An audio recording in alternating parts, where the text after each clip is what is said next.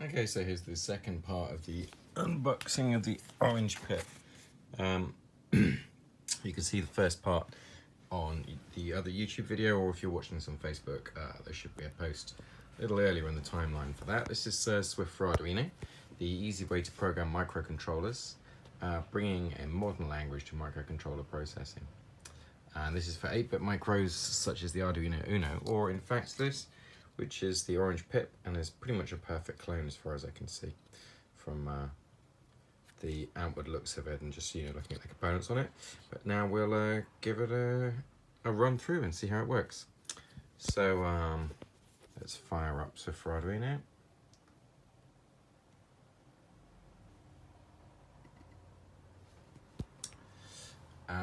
And we'll load in, let's just load in like a standard Blink sketch. So I'll go to where I've downloaded the community. The Swift for Arduino open source community is on GitHub, Swift for Arduino //community. And you can see in there a lot of the sort of examples you might want to kind of get started. There's some work in progress, there's lots of libraries for different components, and I really encourage people to download these, play with them, and even better, contribute back your own examples. We would love that, obviously. Let's make an open source community for Swift on the Arduino and other microcontrollers and AVR-based microcontrollers. So if we open up the learning example, see, which is the sort of really sort of simple stuff that comes bundled in a DMD chip file when you buy Swift for Arduino and download it.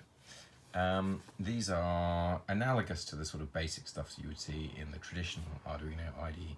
So if we pull in the Blink sketch, here's the Blink program.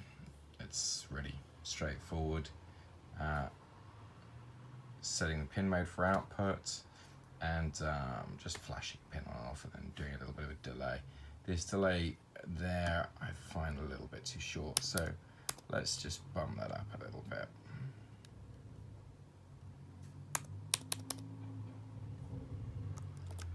Okay, now if we plug the board in, it's got this USB-B connector, which is kind of the traditional Arduino connector.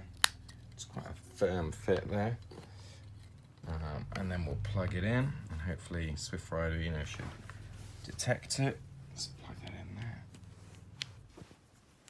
Okay, we're getting power. Oops.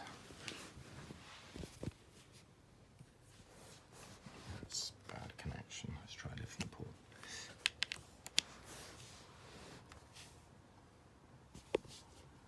Okay, and it's picked it up, and you'll see in the hardware window it's immediately detected it, and it reckons it's an Arduino Uno, which is, it's not a bad guess, because basically this is an exact clone.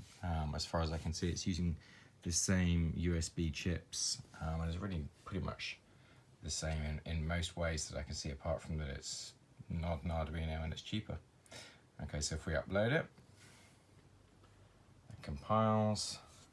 Doesn't upload, you can see the RxTX lights going there.